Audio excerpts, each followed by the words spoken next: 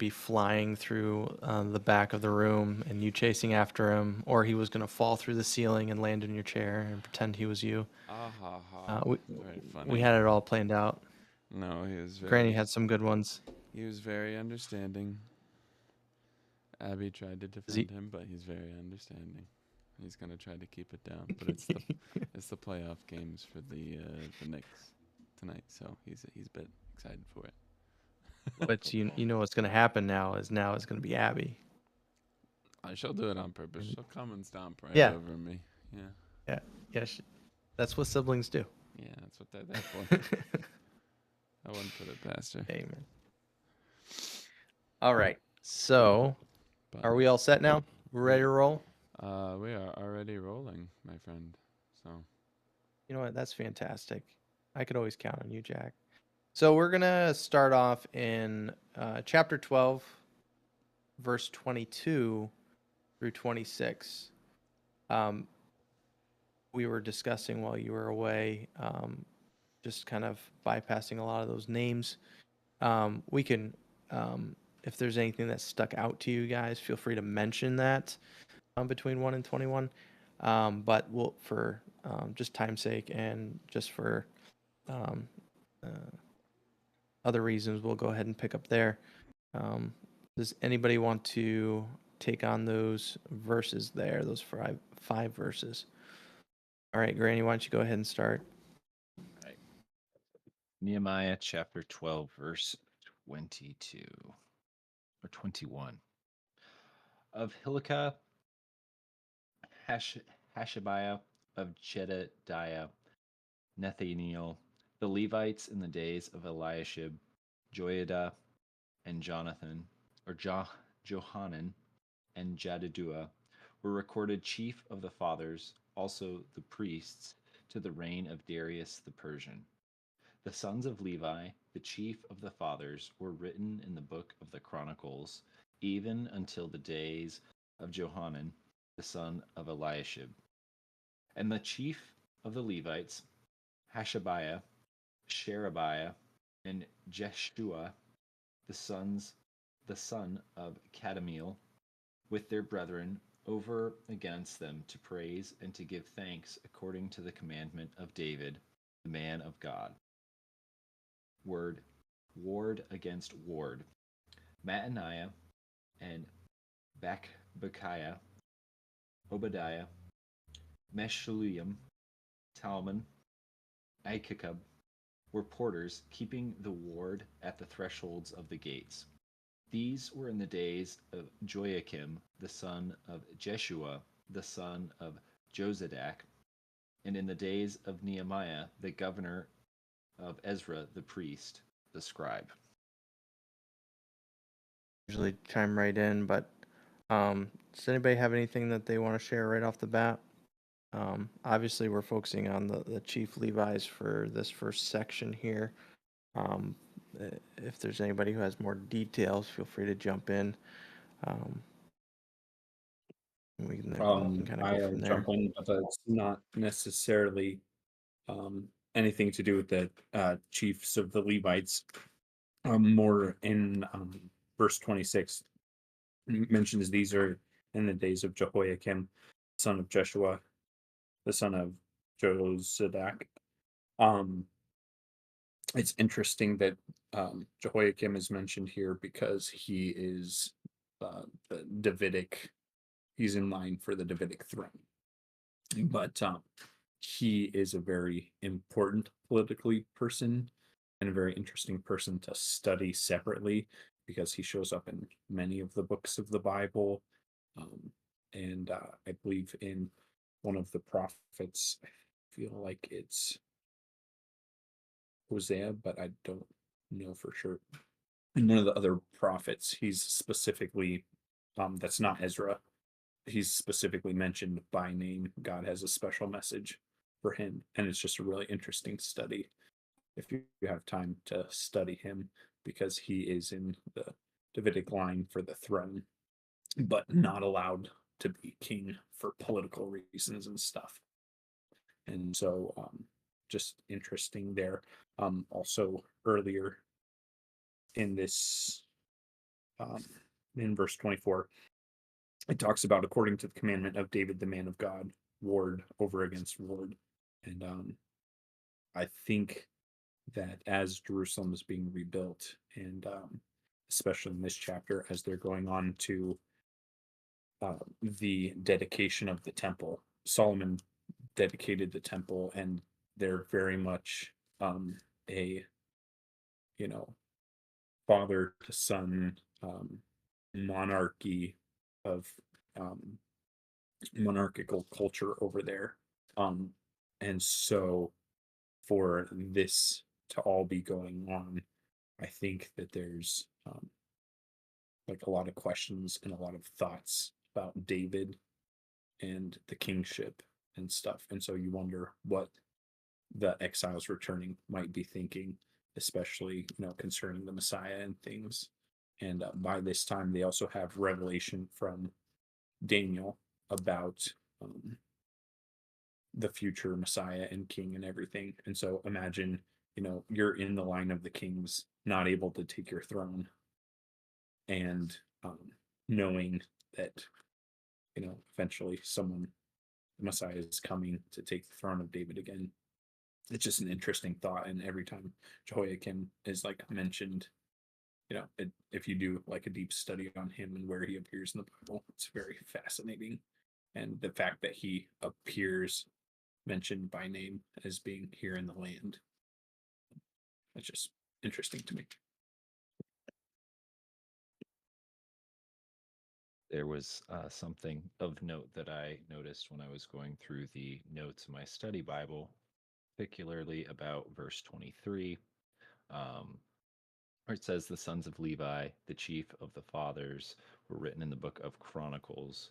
It says that it's not the biblical book of Chronicles, but more of a temple record. So I found that to be interesting that there's some additional records from the temple that are listed here in this book, and it's not just a retelling of the Chronicles or the book of Chronicles. So I found that to be pretty interesting.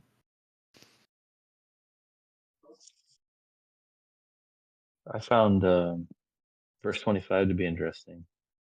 The names there, the men that are mentioned, that God thought it important for us to know the guys that kept the doors and the people, just a simple task. But God recorded that for us. These are the guys that are at the gates doing the work, and they're here. And we might think that whatever we're doing is something simple, but if it's what God has, it's His will for us, then it's important to Him. And that kind of stood out to me in reading through this. That also stuck out to me. I was also looking at verse 24, said according to the commandment of David, the man of God. You know, it's simple, but they're doing this very orderly, and they wanted to make sure that they're following everything to a T, and so they, as made mention here, they're following the commandments and the, if we look at that word precepts, it's referring to the law, and they wanted to make sure that they were doing everything just so. But before that, before they got to the things that were according to the law, I mean, like, not that it came before, but what was a part of it was that the praising and giving of thanks. I think that that's interesting. When we think of law, we think of, like the 10 Commandments and doing all those things. But Lord also wants us to praise Him and to thank Him for all the things that we bless Him with. And I think sometimes we forget to do that, especially when things are dire, or when things are might be frustrating. We tend not to give thanks for those moments. A great example in my life would be my father-in-law. I would just always think of there was this plow truck that he was always working on at church, and something would always break on it. But I'd be there and I'd be working with him, and he'd be like, "Oh shoot!" and something went wrong, and he's rubbing his forehead and he's getting frustrated, and then all of a sudden he'd stop and he'd be like, "Well, thank you, Lord." this is for a reason, and so that's helped me a lot. And so anyway, that's kind of what stuck in my head with the whole praising and thanking God for. So, but this is on more of the joyous side of things. Obviously we're not in. They're past the building of the wall. They're kind of past a lot of the major conflict. Obviously, there's still guards and they're still on high alert just because of the politics of everything. But I think they're kind of on the other side of that, and so we're seeing them having that a little bit more freedom to continue to praise the Lord. So anyway, that's what stuck out to me. So if anybody doesn't have anything at this moment, if we want to move on to verses 27 through 30, Daniel, did you want to read those again for us? 27 through 30. And at the dedication of the wall of Jerusalem, they sought the Levites out of all their places to bring them to Jerusalem to keep the dedication with gladness, both with thanksgiving and with singing, with cymbals, psalteries, and with harps. And the sons of the singers gathered themselves together, both out of the plain country round about Jerusalem, and from the villages of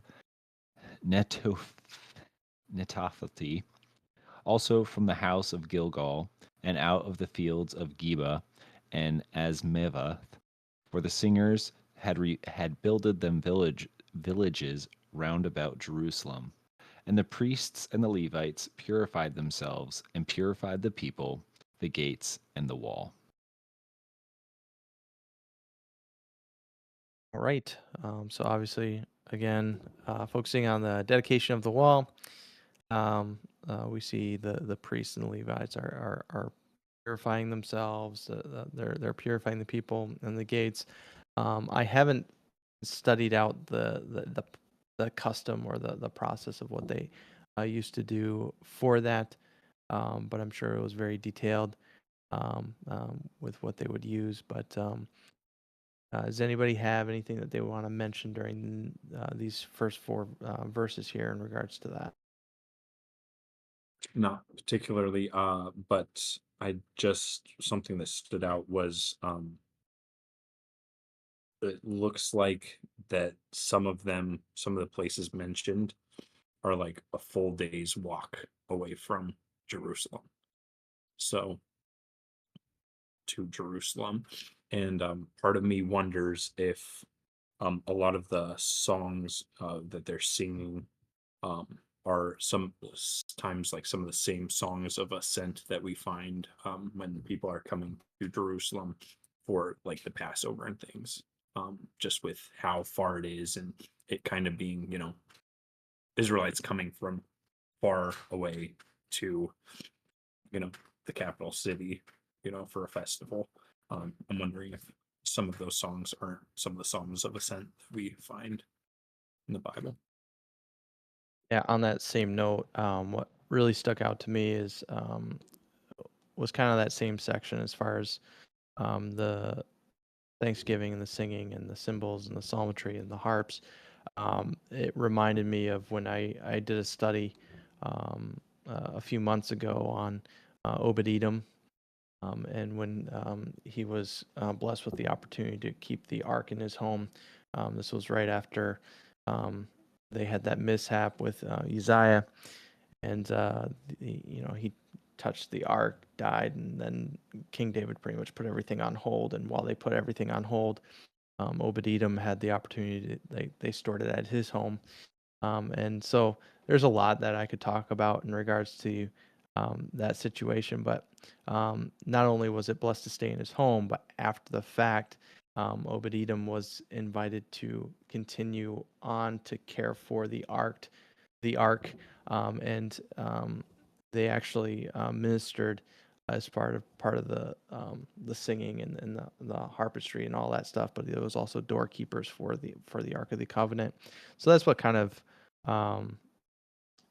stuck out to me is like what you were saying. Is I was kind of thinking of like I wonder if it was the same songs that they were singing from that first journey way back as far as tradition being passed down, and I'm sure they sang the same songs, and so that's what kind of popped into my head. And it's another section of scripture where a lot of names are listed.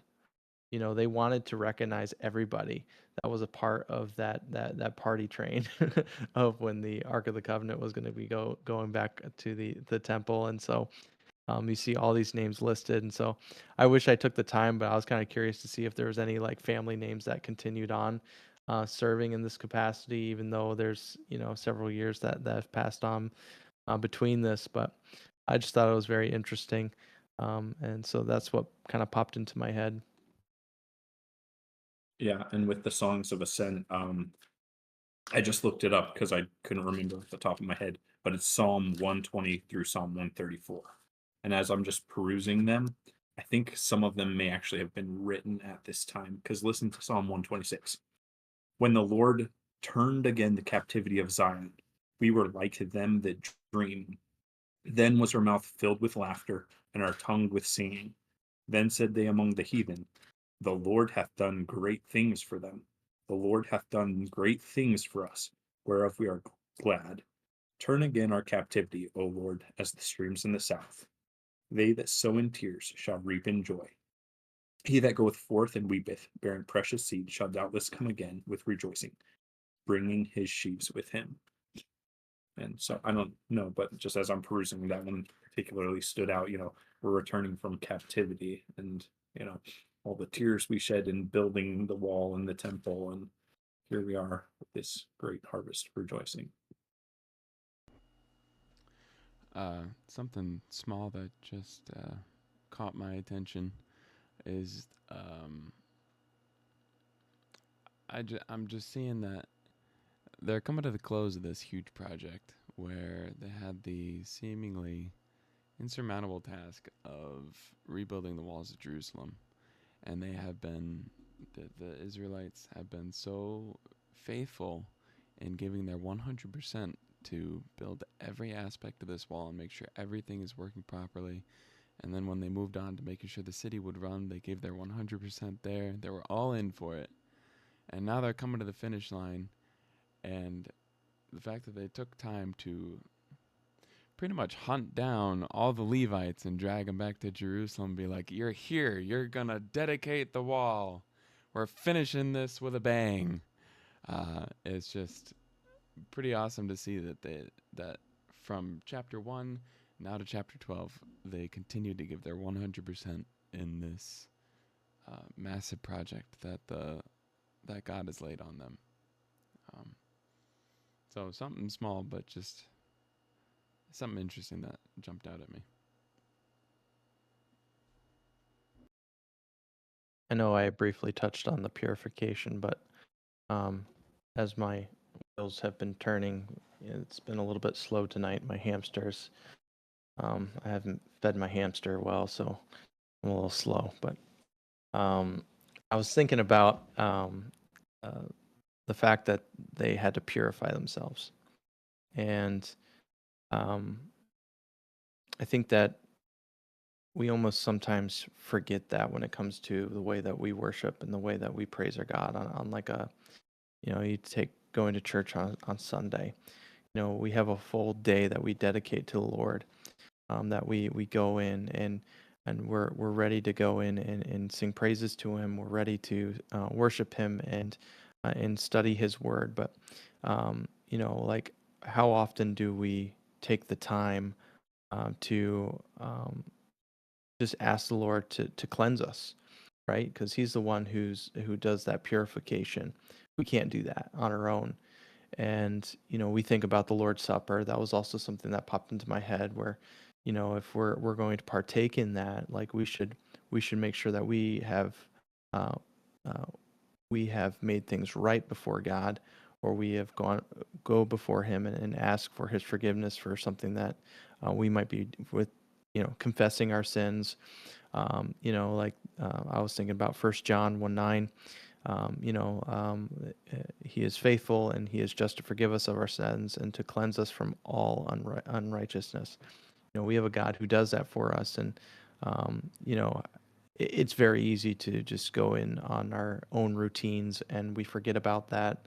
You know, you've heard me say it a bajillion times, but you know, we hit that punch card. We clock into church and then we do our time, we pay our dues, and then we leave. You know, but it's not a business; it's a place of worship, and I think sometimes we forget that. And he can really do a great work in our lives if we remember that. If I remember that, you know, like so that was something that kind of struck me as they're, you know, we first see the priests. They make sure that they themselves went through this process so that they could properly take care of the people as well. You know, like obviously there was a process here. You know, it was. Let me make sure I get the order correct here.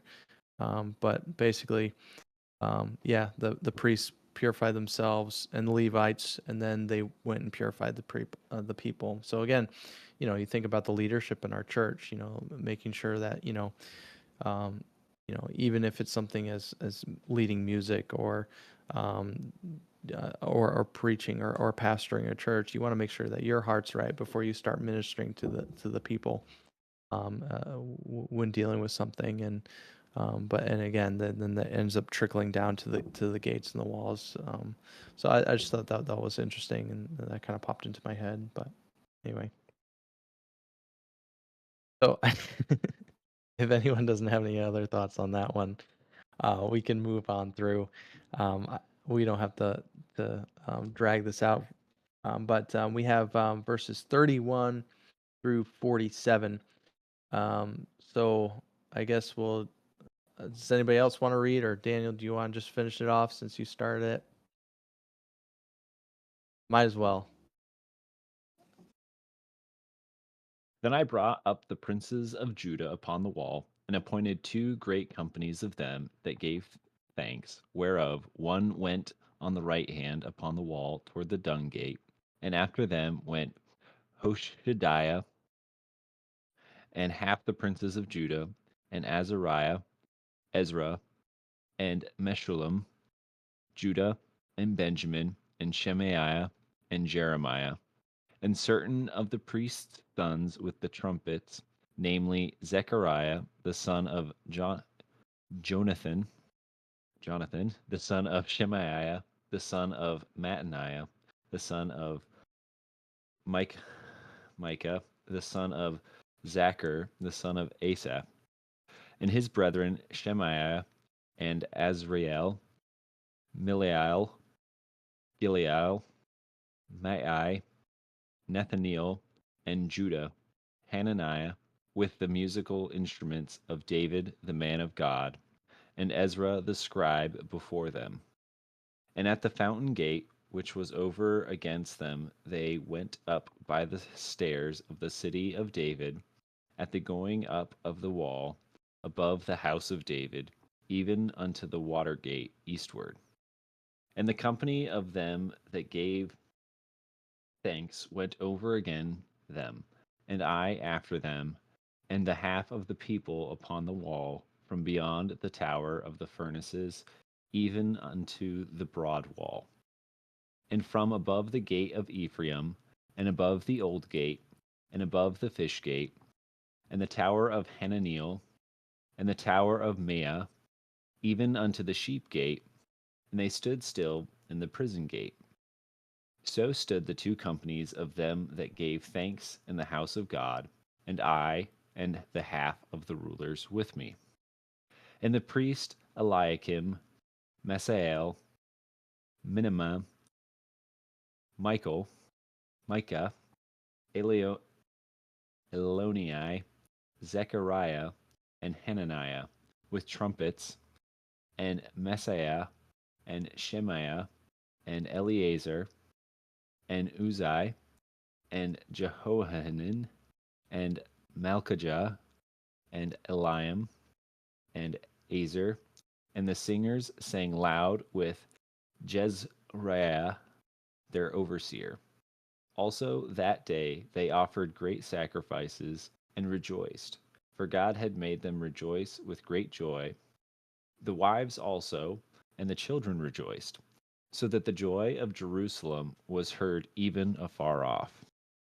And at that time were some appointed over the chambers for their treasures, for the offerings, for the first fruits, and for the tithes, to gather into them out of the fields of the cities the portions of the law for the priests and Levites. For Judah rejoiced for the priests and the Levites that waited. And both the singers and the porters kept the ward of their God and the ward of purification, according to the commandment of David and of Solomon his son. For in the days of David and Asaph of old there were chief of the singers and songs of praise and thanksgiving unto God. And all Israel in the days of Zerubbabel and in the days of Nehemiah gave the portions of the singers and the porters every day his portion. And they sanctified holy things unto the Levites, and the Levites sanctified them unto the children of Aaron.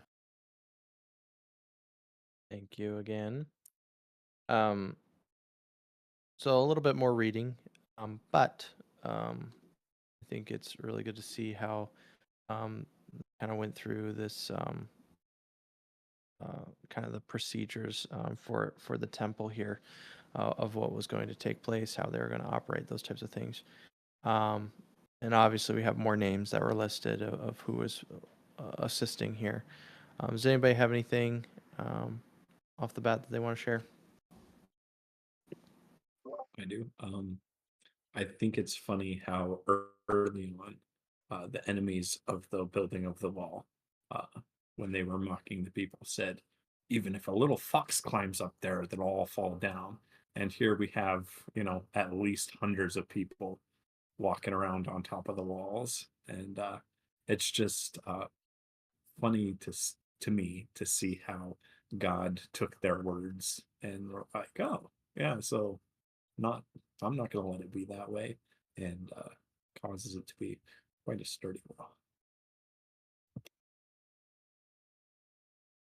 Yeah. I forgot what the topic was, but Christy and I were talking about this the other day, where um, we can sometimes hear a lot of negativity when you're in ministry, and it's like you could hear 100 compliments, but it's just that one person who gives you like a bad review, and that's the one thing that you like dwell on, and it like tears you apart and makes you like rethink of what you're doing. And so, sometimes we can let a lot of those negativities things really sink in and really mess us up. But for this example, we see that Nehemiah didn't do that, as far as he just cried out to the Lord, and he got her done, and with the help of God's mighty hand, and those that were willing to just serve their God in this unique way. But they built the temple, they built it strong, and like you're saying, like definitely way more than just a fox was walking on top of that wall. I guess I could make a quick contribution. The one phrase that I noticed was at the end of verse 43, I guess 43 in general, but it says, "So that the joy of Jerusalem was heard even afar off." So they just had so much joy and praise for God that the people around them heard them. And that just makes me think of, us and our testimony, and like, do we have that joy and that spirit where people around us notice and can tell that, we're believers, and that we have that testimony. So that's just made me think of that.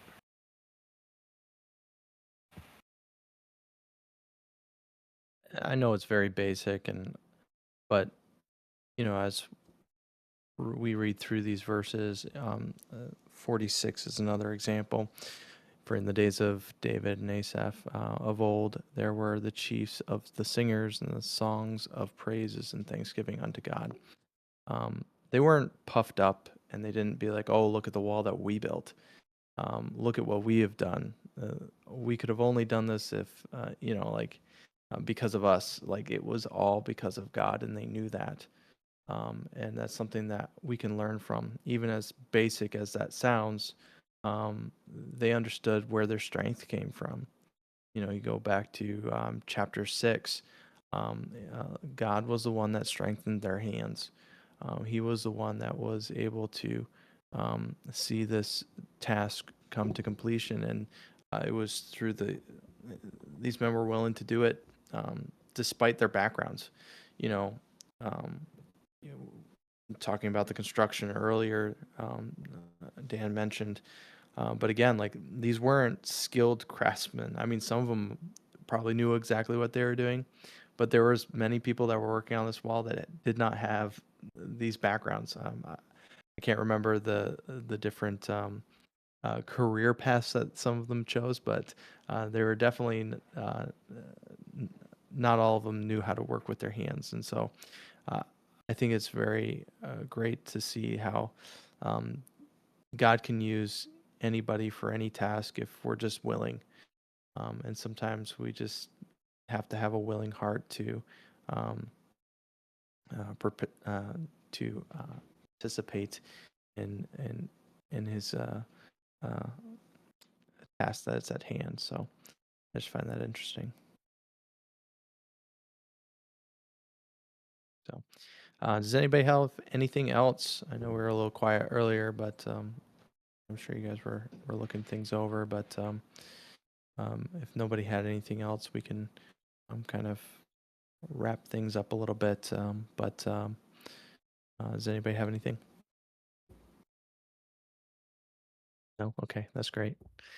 All right, so I know this wasn't a crazy like in-depth chapter, but my last question for you guys is, what are some things that we can pull from this chapter as a whole and apply it into our lives today? I know we covered a few things, but I think it's good to kind of just review them real quick. Does anybody remember any of the things that we pulled from this chapter? Yeah, it was really good to think about purifying ourselves, prior to going into worship and praise, and that just making sure things are right between us and God, um,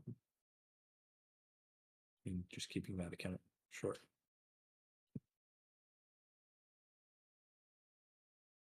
Anyone else?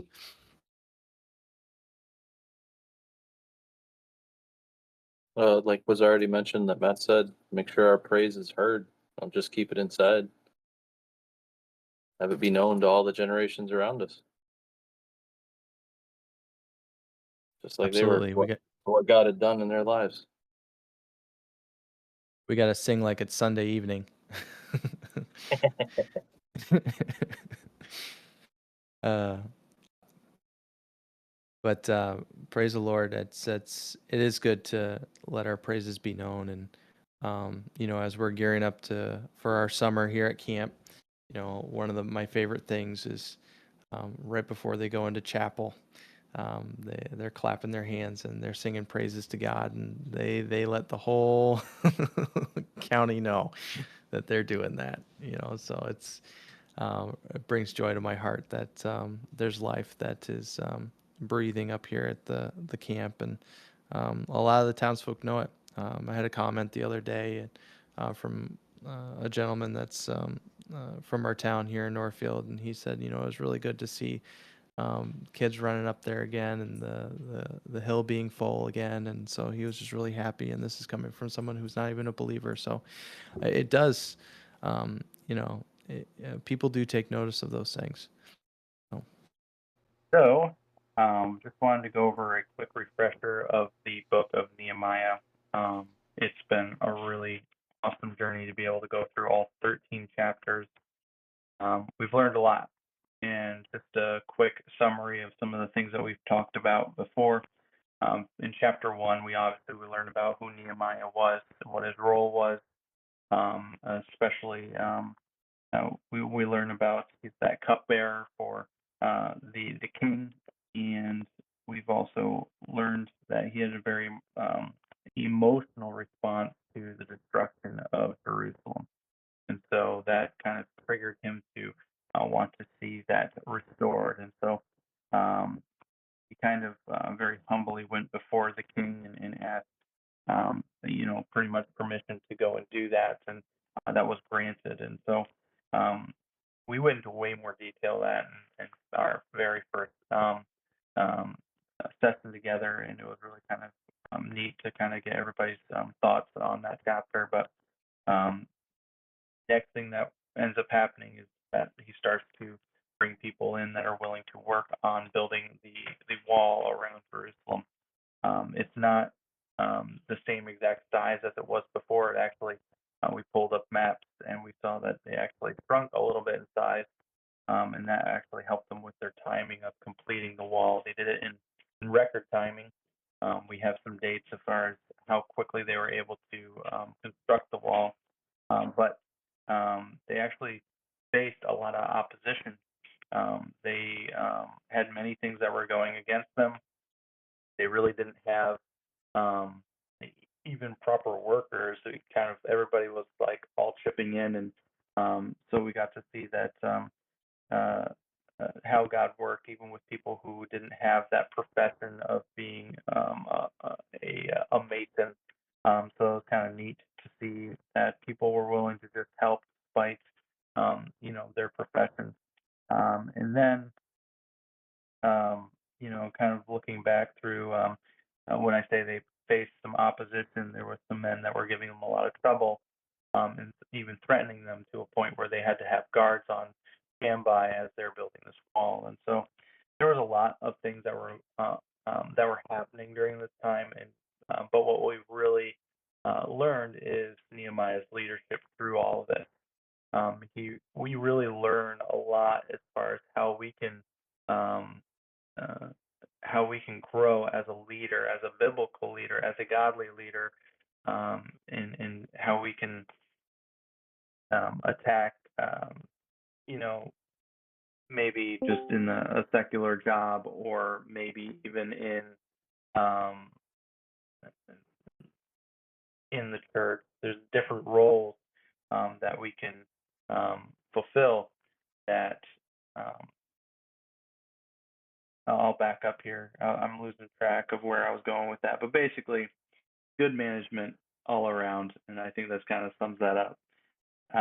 We did see that wall get rebuilt. And so, despite all the things that happened, it actually did happen. So, that was really wonderful to see that that got completed. They trusted the Lord, they overcame a lot of different things. And then they actually had this huge dedication to um, the rebuilding of Jerusalem, and so people were starting to move back in. They had more. They started to get things in order at that point. So we started to see in the later chapters how the high priests were starting to get organized, and so on and so forth. It was really kind of they really were trying to get the temple back together as well. So that was kind of neat to see how that was also done. But at the end of the day, um, that kind of brings us to chapter 13, um, and we're going to learn a lot about kind of it's obviously um, we're going to see how Nehemiah kind of leaves but comes back and tries to get things back in order, and that um, there was some disorganization, and there were some people that were giving trouble early on that came in and started stirring things up. And so we're going to see a little bit more opposition in this chapter, but overall, um, we do see how Nehemiah was a great leader, and we can learn a lot from him. And so why don't we go ahead and start in 13? I'm going to ask Jack if he could read 13 through 14 for us right now. Alrighty. Nehemiah 13, verse 1. On that day they read in the book of Moses in the audience of the people, and therein was found written that the Ammonite and the Moabite should not come into the congregation of God forever, because they met not the children of Israel with bread and with water, but hired Balaam against them, that he should curse them, Howbeit our God turned the curse into a blessing. Now it came to pass, when they had heard the law, that they separated from Israel all the mixed multitude. And before this, Eliashib the priest, having the oversight of the chamber of the house of our God, was allied unto Tobiah. And he had prepared for him a great chamber, where aforetime they laid the meat offerings, the frankincense, and the vessels, and the tithes of the corn, the new wine, and the oil, which was commanded to be given to the Levites, and the singers, and the porters, and the offerings of the priests. But in all this time was not I at Jerusalem, for in the 32 year of Artaxerxes king of Babylon came I unto the king, and after certain days obtained I leave of the king. And I came to Jerusalem, and understood of the evil that Eliashib did for Tobiah, in preparing him a chamber in the courts of the house of God. And it grieved me sore. Therefore I cast forth all the household stuff of Tobiah out of the chamber. Then I commanded, and they cleansed the chambers. And thither brought I again the vessels of the house of God, with the meat offering and the frankincense. And I perceived that the portions of the Levites had not been given them, for the Levites and the singers that did the work were fled every one to his field. Then contended I with the rulers, and said, Why is the house of God forsaken? And I gathered them together, and set them in their place. Then brought all Judah the tithe of the corn, and the new wine, and the oil unto the treasuries. And I made treasures over the treasuries, Shelemiah the priest, and Zadok the scribe, and of the Levites, Pedaiah. And next to them was Hanan the son of Zaccur, the son of Mattaniah, for they were counted faithful, and their office was to distribute unto their brethren. Remember me, O my God, concerning this, and wipe not out my good deeds that I have done for the house of my God, and for the offices thereof.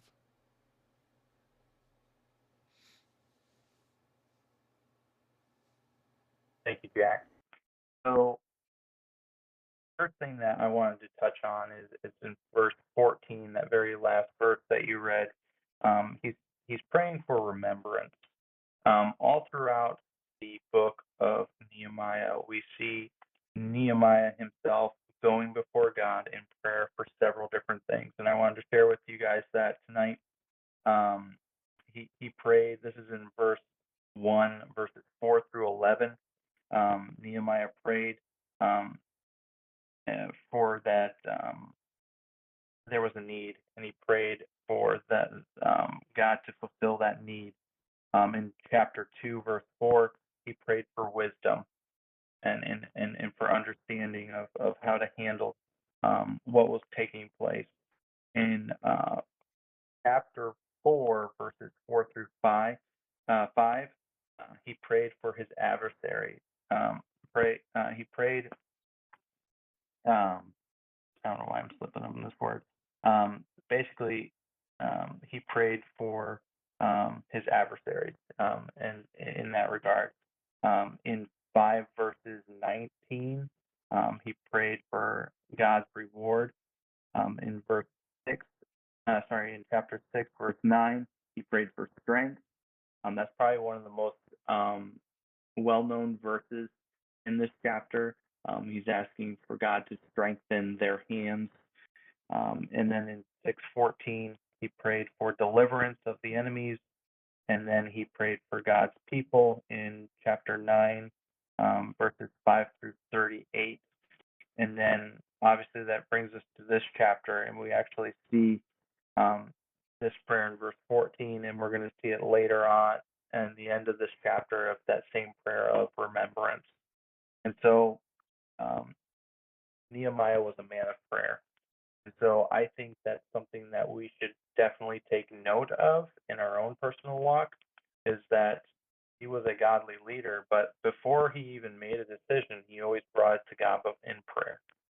And so that's what we need to do, because what that shows is Nehemiah had humility, and he understood that it wasn't him who was building this wall. It wasn't him who was leading God's people. He was just following God's lead on this, and he was trusting God's guidance through all of this. And that's what we need to do in our personal walk. I was just sharing with the church on Sunday that I was visiting.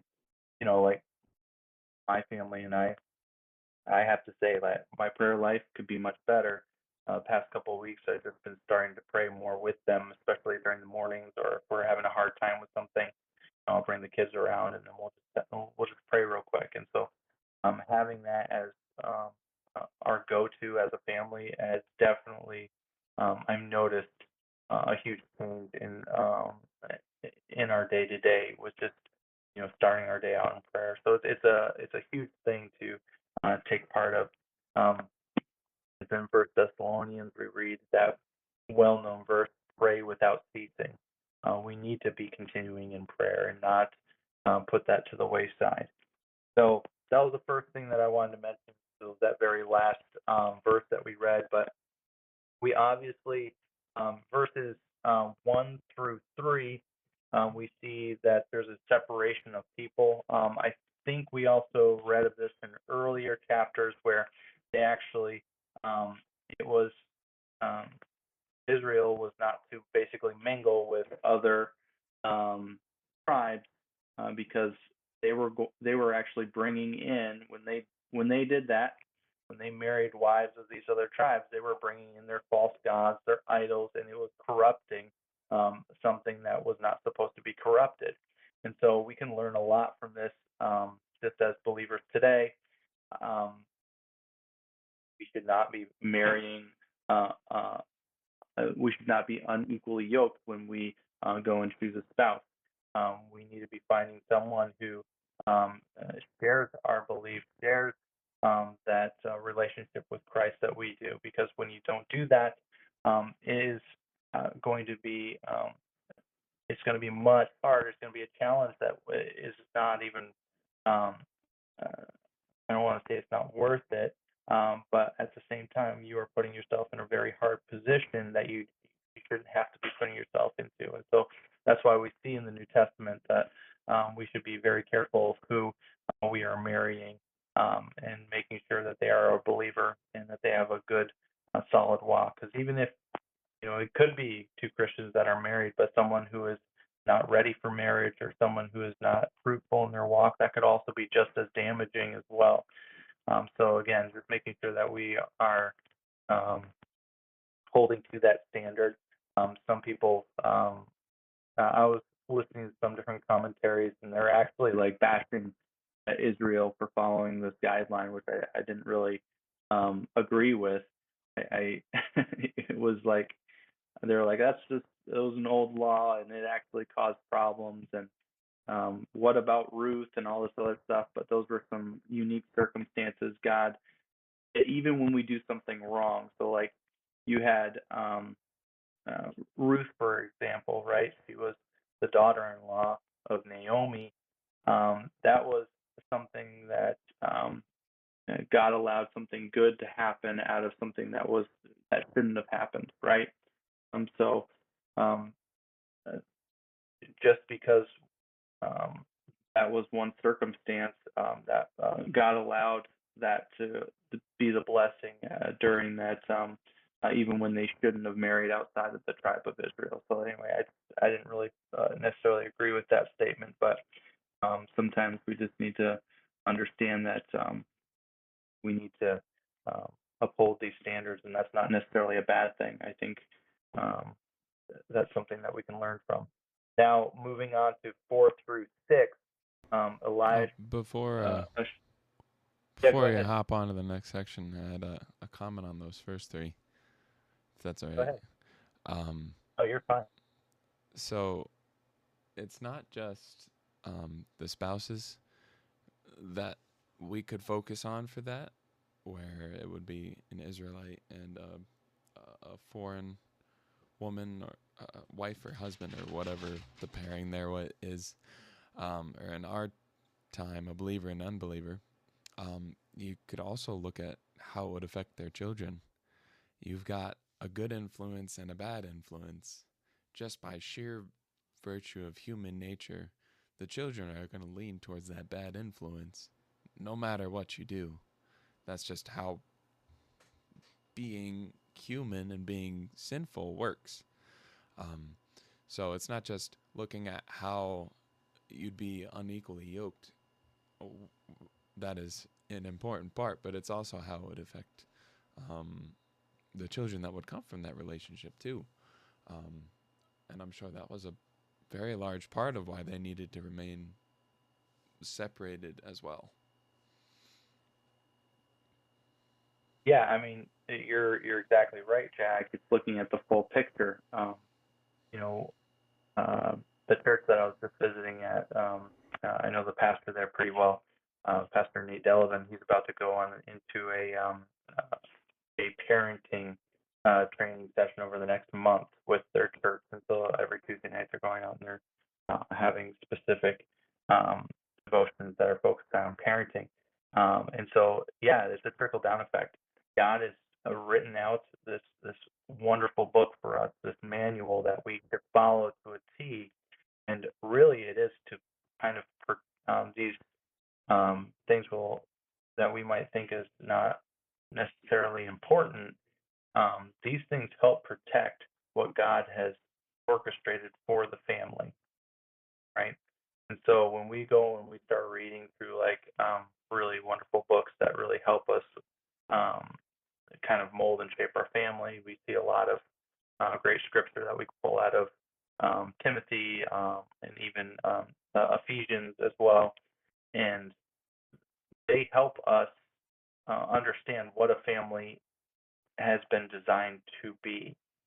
And so God didn't just say, "Oh, don't mingle with these people because they're gonna tell you all the wrong things and get you to worship other things." No, He's actually also is protecting the whole family as well. So that was a great observation. And when you were talking too, it also made me think of just even friendships as well.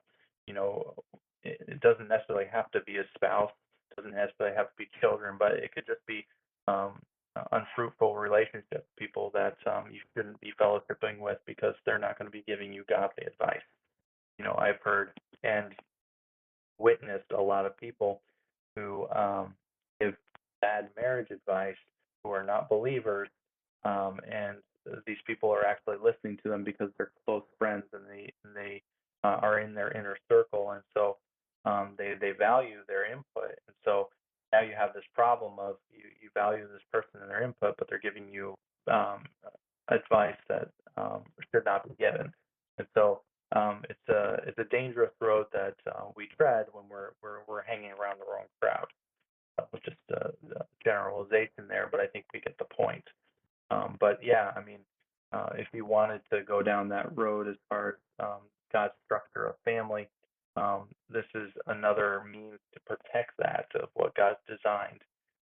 So that's a good observation. Did anybody have anything else before we head on down?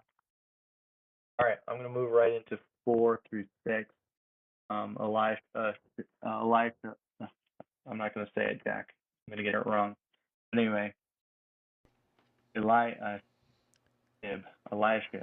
There we go. You got it. Thank you. It took me a minute. He was actually related to Tobiah. We learned that. And so that obviously was a great way for Tobiah to get back into the mix of things. And so we've heard of this name before in the earlier chapters. And he caused quite a problem with Nehemiah and what he was doing with preparing for the wall. And so we obviously see that he was, in verse 4, he was allied unto Tobiah, and he prepared him a great chamber. So basically, all the offerings, all this wonderful stuff that we see here, frankincense, vessels, these were all things for his chambers. And this was obviously not a good thing for the tribe of Israel. This was someone who was trying to weasel his way in again, and he was obviously in a position where he was shouldn't have been, and this was not appropriate behavior for Eliashib. He should not have done those things, and so that's when we read in verse 7. let me go down to, I think 8 is more appropriate to read, and it grieved me sore. So Nehemiah finds out about what's happening over here in the temple, and what's taking place with the high priest and all that, and it's obviously inappropriate behavior, and he was very upset with this, and so in verse 9 it says, "I commanded, and they cleansed the chamber." So basically, he got rid of all those things. First and foremost, brought in again the vessels of the house and the meat. So basically, he's taking the attention off of Tobiah and putting it back on God where it should be. I think that's the straight to the point what's happening here. And so Nehemiah had to come in back again. And I was reading some commentaries, and basically they're roughly thinking that Nehemiah went away for about don't quote me on this, but I did see one commentator talk about it could have been at least like 2 years he was gone, had to go back to the king and fulfill his duties there, more than likely. But he ended up coming back and became governor once again. So it seemed that he got the Jerusalem to a good point and went, "Hey, I did my job. I everything looks great, so I'm gonna head back and finish doing what I'm supposed to be doing." But then this happened, and then he came back and had to correct it. So it can also show you how easily things can go back to how quickly things can get corrupted, right? They did all that work to get things to par, and then all of a sudden, all it took was 2 years for it to go down the drain. So but he's coming in to try to kind of be the Mr. Fix-It and get things back to where they need to be, obviously under God's guidance. But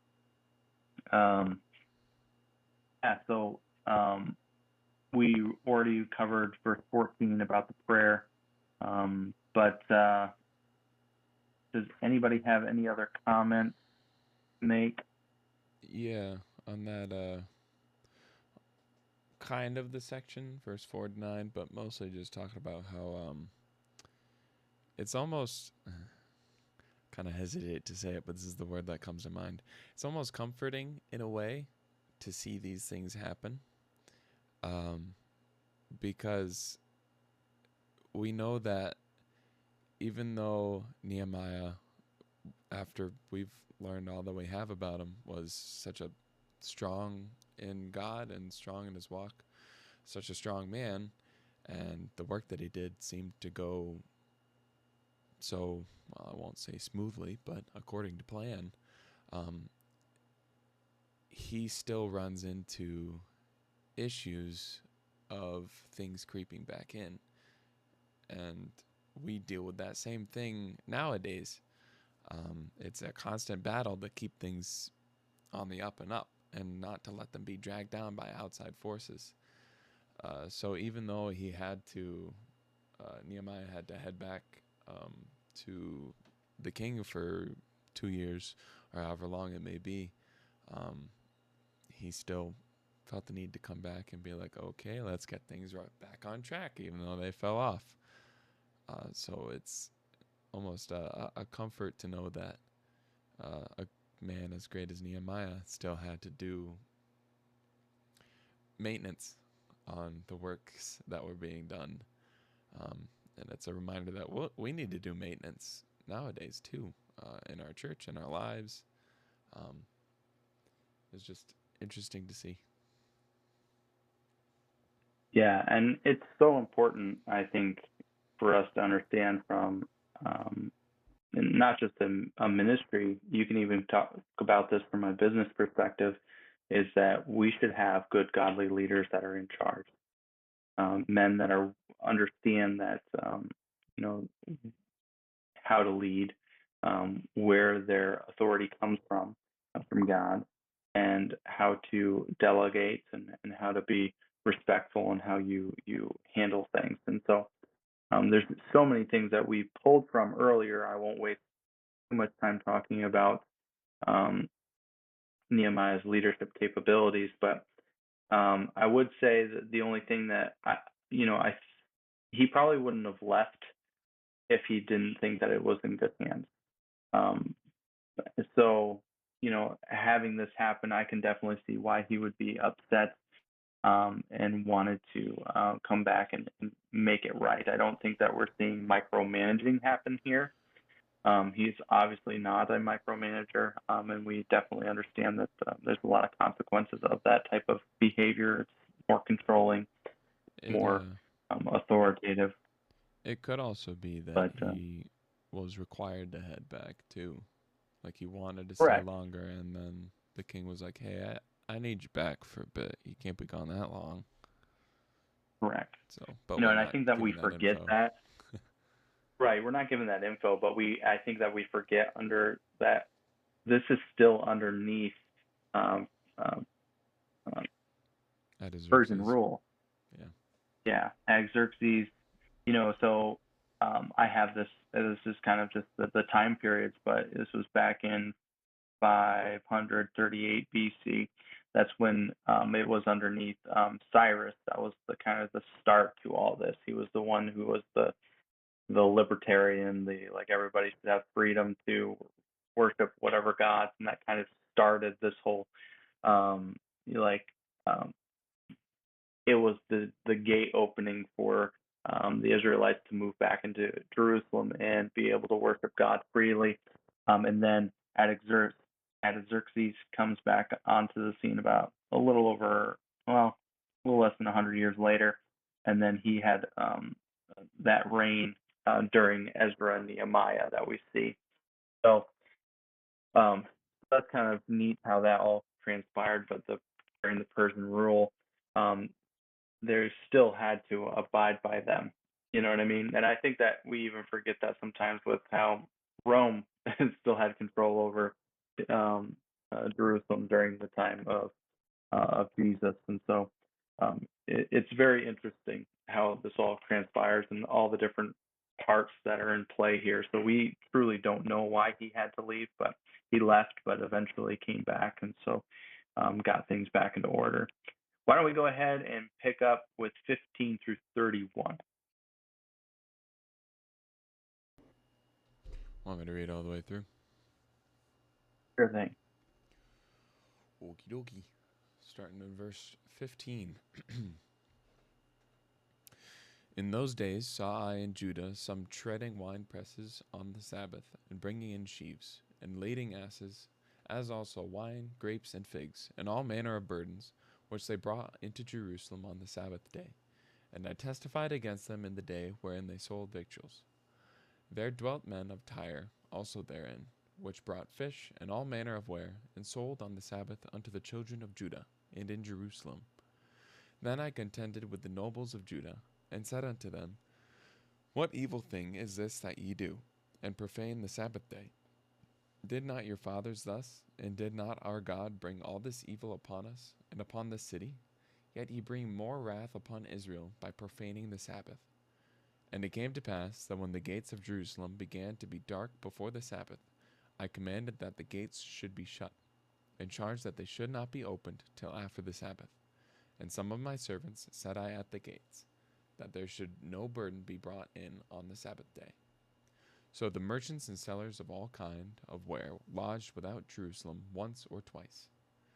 Then I testified against them, and said unto them, Why lodge ye about the wall? If ye do so again, I will lay hands upon you. From that time forth came they no more on the Sabbath. And I commanded the Levites that they should cleanse themselves, and that they should come and keep the gates, to sanctify the Sabbath day. Remember me, O my God, concerning this also, and spare me according to the greatness of thy mercy. In those days also saw I Jews that had married wives of Ashdod, of Ammon, and of Moab. And their children spake half in the speech of Ashdod, and could not speak in the Jews' language, but according to the language of each people. And I contended with them, and cursed them, and smote certain of them, and plucked off their hair, and made them swear by God, saying, Ye shall not give your daughters unto their sons, nor take their daughters unto your sons, or for yourselves. Did not Solomon king of Israel sin by these things? Yet among many nations was there no king like him, who was beloved of his God, and God made him king over all Israel. Nevertheless, even him did outlandish women cause to sin. Shall we then hearken unto you to do all this great evil, to transgress against our God in marrying strange wives? And one of the sons of Joiada, the son of Eliashib, the high priest, was son-in-law to Sanballat the Horonite. Therefore I chased him from me. Remember them, O my God, because they have defiled the priesthood and the covenant of the priesthood and of the Levites. Thus cleansed I them from all strangers, and appointed the wards of the priests and the Levites, every one in his business, and for the wood offering at times appointed, and for the first fruits. Remember me, O my God, for good.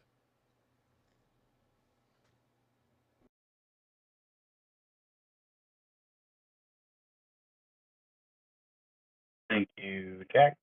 So that brings us to the holiness of the Sabbath day restored. That's the note that I find in my study Bible.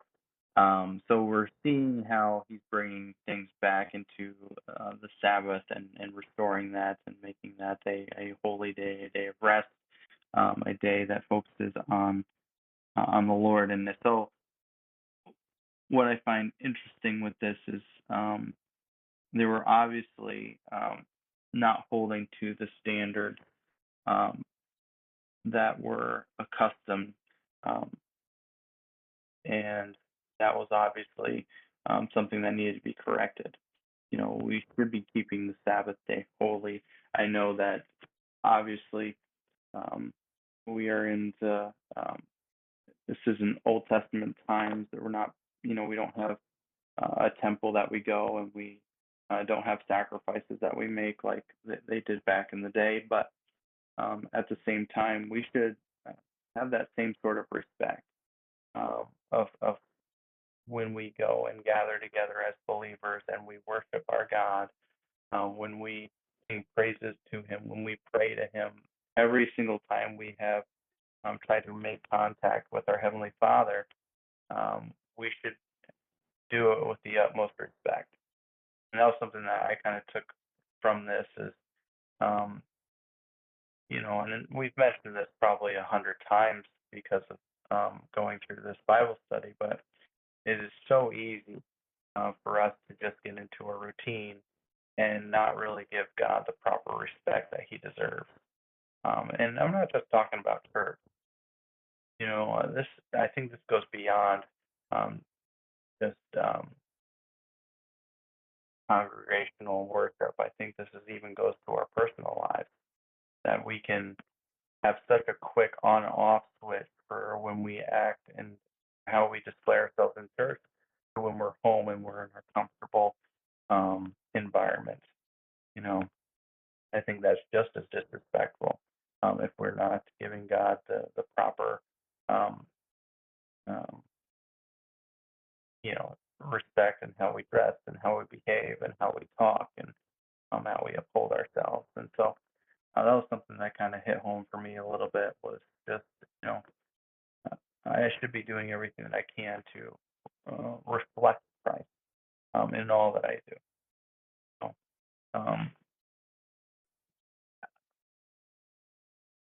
I don't have a ton of details to cover for that section. Um, I don't know if you guys have anything else that you wanted to add, but that pretty much covers from verses 15 through 22, which is a pretty decent um, amount.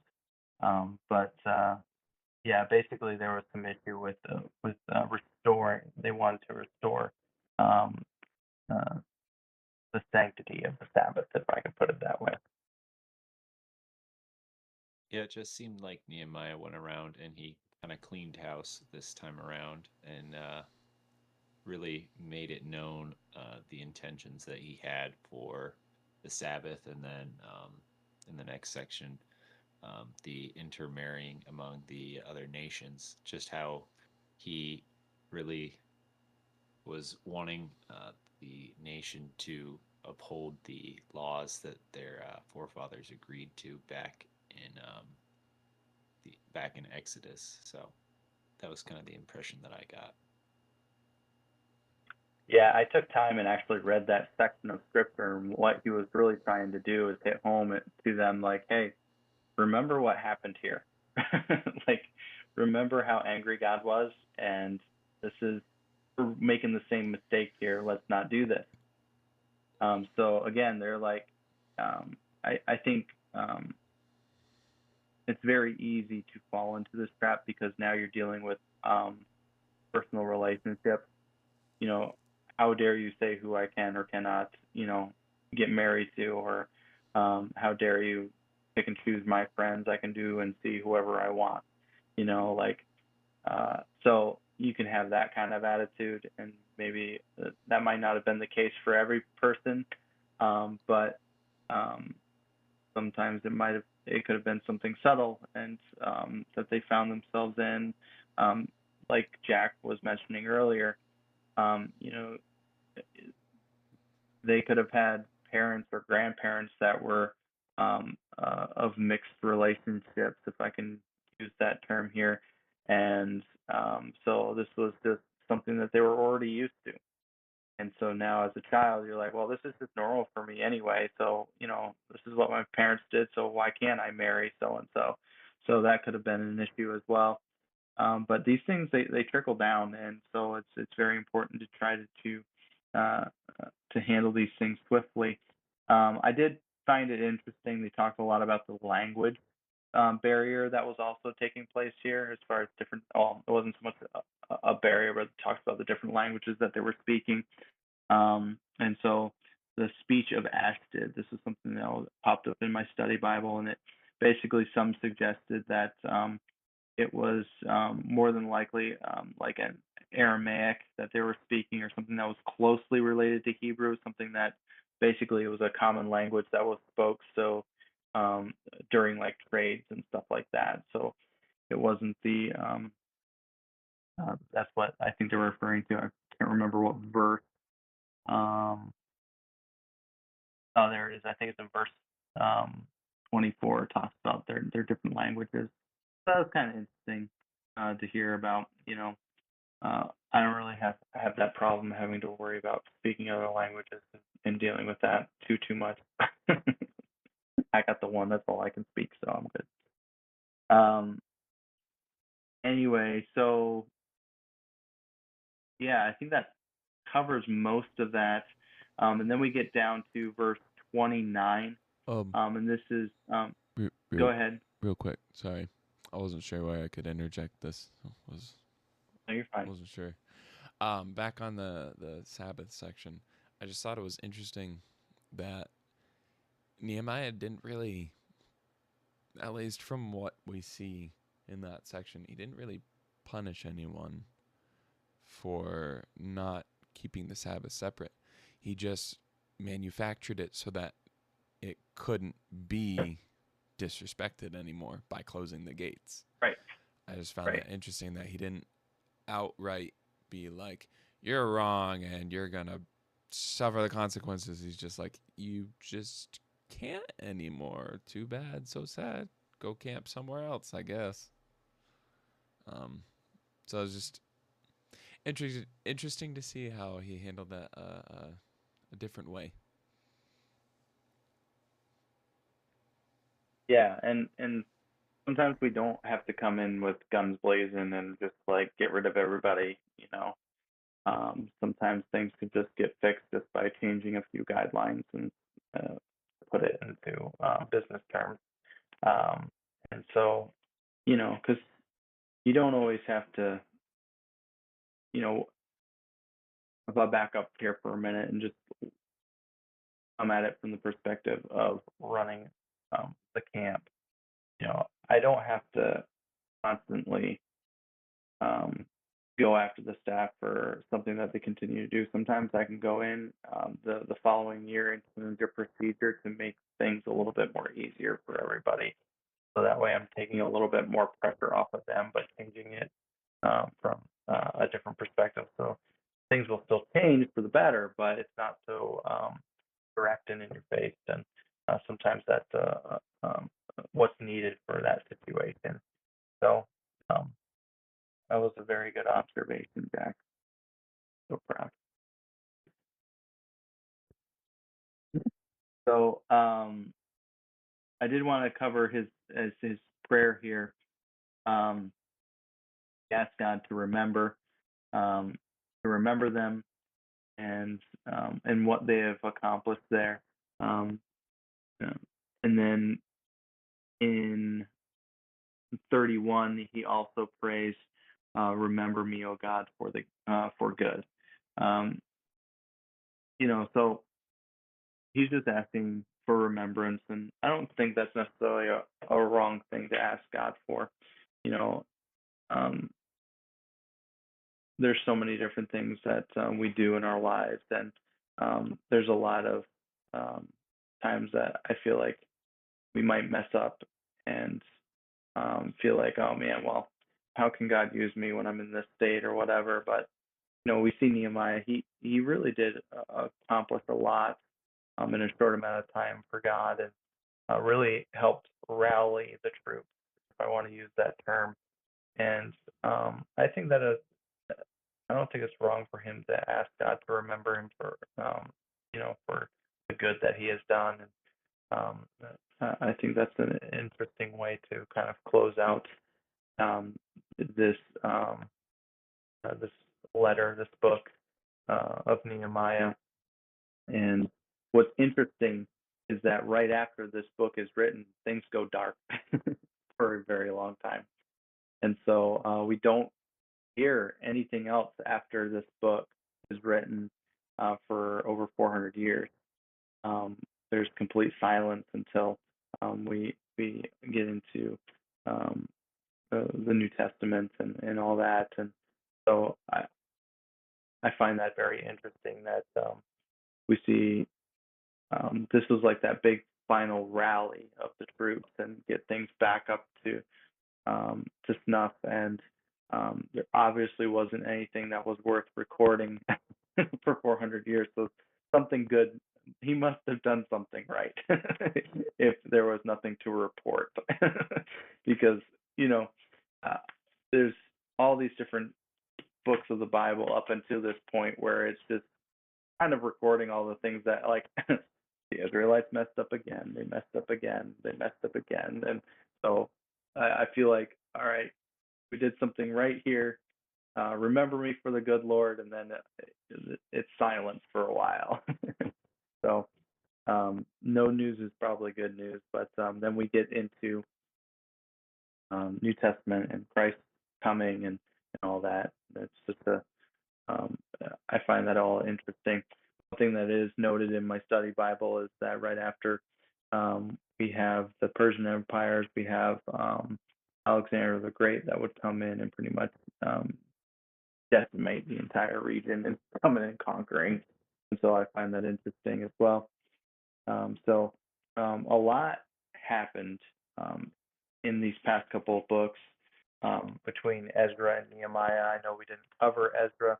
I did find it interesting that they were actually referred to as one book for up until, I think they said, the 3rd century. They considered that a combined book together, just because of how they were both written about that same time frame. And so I thought that was interesting. But does anybody have anything else they want to discuss about chapter 13, or even just the past 13 chapters of things that might have stuck out to you guys that has been impactful, something that you feel like you can start applying in your own life? You gleaned nothing. You're not going to grow spiritually because of this study, and it was awful. We should never do it again. That's what I'm getting, right?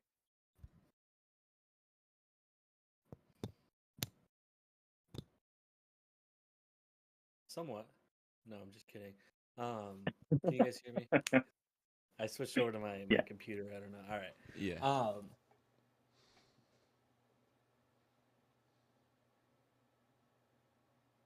And then he died. Mm-hmm. Leadership has really been inspiring to me, because Nehemiah is one of the books that I kind of overlooked growing up. Never really heard much about it, and I never looked into it myself. But this has been encouraging for me, just in the area of leadership. I've been able to apply it, and a lot of different ways in my life, but especially like what Tom was saying about how lately he's been praying with his family. I've been trying to stop and pray a lot more lately, just in mainly my interactions with people, and just in a day-to-day walk type of deal. Like every time that I have an urge to maybe say something that could be misinterpreted or just take an attitude with somebody or have a tone or whatever, I've been more quick to pray and ask God to help me consider what I say before I say it. And I've been seeing a lot of fruit in a lot of relationships because of that. And then just in a leadership way, just to lead people kind of in a selfless way, not because you want glory as a leader, but to just want to see other people succeed, just like at work with whether it's new people coming in or less experienced people, just pulling them aside and showing them around and telling them how to do things and how to do things better, and kind of having like a huddle after calls and telling people how they can improve, and also taking criticism on things that we do in a day-to-day life, but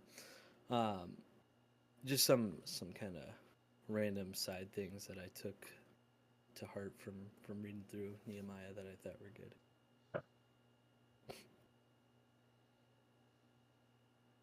Great. One of the things that I noticed when going through this study personally was enduring through hardship. There was a lot of things that were going on in my life that felt very difficult and overwhelming, and felt like I was taking on a lot of a heavy load, we'll put it that way. And I would often think about what was going on in this book that we were learning about, and how Nehemiah was just very quick to be like, hey, this isn't necessarily my problem. I've given it over to the Lord. He's the one who's going to overcome. He's the one who's going to overcome the situation. He's the one who's going to build the wall, not me. And so that was something that I really gleaned from and really appreciated when going through the study. Well, and it helped me tremendously when I was going through those hardships. And so I was just very appreciative of this book just for that very reason. Is we do have a God who's in control, and he's never going to give us anything that we can't handle. We just need to truly trust in him. So I was definitely quicker than I have been in the past to stop and give it to God, and to truly just again, like I mentioned earlier, to be quicker in prayer, be more of a, to strive to be more of a leader, not just for PM, but also for my personal life as well. So Yeah, Nehemiah is after going through this, like Billy said, this was kind of a book that I hadn't looked into all too much. Hadn't read through all that thoroughly. But now that I have, I can see that Nehemiah is a pretty fantastic role model to have, because I think if I had to choose one word to describe him, it'd probably be bold, because he just took God's words to him and his faith in God and used that as his everything, his drive, his motivation, his protection. And he's like, God wants me to do this, and if he wants me to do that, hey, I can get it done. Doesn't matter what stands my way. I'll do whatever it takes. You never see him flinch from confrontation, from any massive project that comes his way. It's just amazing to see a man who so wholeheartedly trusts in God's plan that he doesn't let a single thing phase him. And it's something that we could always strive for. And I'm sure Nehemiah had his off days, but when it truly mattered, when it was recorded in scriptures, he showed unwavering faith in God's plan. He definitely didn't sugarcoat anything. He just called it for what it was. Oh, for sure. And he wasn't afraid to call people out. Like, Yep. this is wrong. Let's get this right, or you're out of here. Whatever was needed, he was ready to do it. Mm. He didn't tiptoe around situations, and yeah, I appreciated that of his boldness as well. Do you have anything, Granny, at all, or? Yeah, I think it was really good. One of the things that is usually focused on when studying Nehemiah is just the wall. I know that's kind of the only thing that I was incredibly familiar with the book of Nehemiah, but just how he kind of he he was a jack of all trades when it came to leadership. He was willing to kind of confront them about their spiritual issues. He was willing to confront them about their faithlessness in just God's plan for Israel, and how he was faithful to God's plan for them, and he didn't really let anyone get in his way, like Jack was saying. Just it was very good to kind of do a deep dive into Nehemiah, to be able to see the other sides of him that aren't so often covered, because they aren't maybe quite as glamorous as subjects that are preached on very often. So I enjoyed that. Yeah. Well, even still, too, I know that we did breeze through some of the chapters that had a lot of the names in them, but we did spend a lot of time in the individuals of this book. And I think we learned a lot about their character, some good and some bad. I think, we learned about the nobles and their reputation, and how they're just like, yeah, you can go work on the wall, but we're not going to get our hands dirty.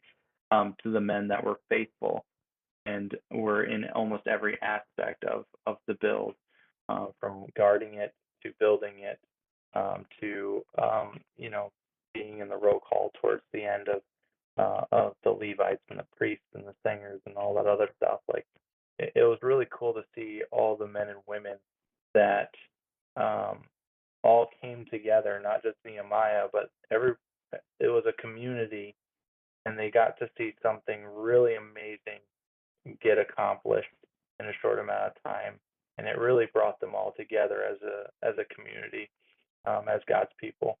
And so I know we talked about it before, and I think it's a great way to um, end this, is just an understanding of a project like this, or we talked about the building projects for our church. We talked about different projects at camp that really brought a lot of families together, and there's a certain bond that they have that they'll always talk about and share, and you can see the joy on their face of, yeah, we accomplished this, we did this together. And we see that camaraderie up here at camp when we go through a summer season.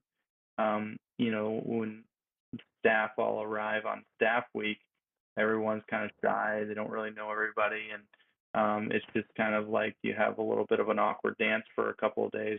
But by the end of the summer, they're a family, and they have experienced things that nobody else will ever experience. And every season was different, and so this is really cool to see all the wonderful things that this family, this group of people endured through, and I'm sure the closeness that they had was something that was really amazing. So that's a wonderful thing that I think that we also learned from this chapter. Is I know the focus is a lot on Nehemiah and what he accomplished in his leadership, but we also just saw just a tremendous rallying of the troops and people that were just willing to just be like, hey, I know the odds are against us, but we're going to do this and we're going to see this through. So that was really encouraging, because I think churches need to hear that, to understand that there's going to be moments when a church family needs to all get together and rally around to help see something, come to the end, and to really see God's word get shared, and those types of things. But so much that we can unpack from this study. So if there's not anything else, I think this is a great way to conclude chapter 13 and the book of Nehemiah. And we're looking forward to future studies. But thank you guys so much for your faithfulness in this Bible study. It's been really a joy to be able to go through this with you guys. And I hope that you guys get a good night's rest. And we'll see you in the next season.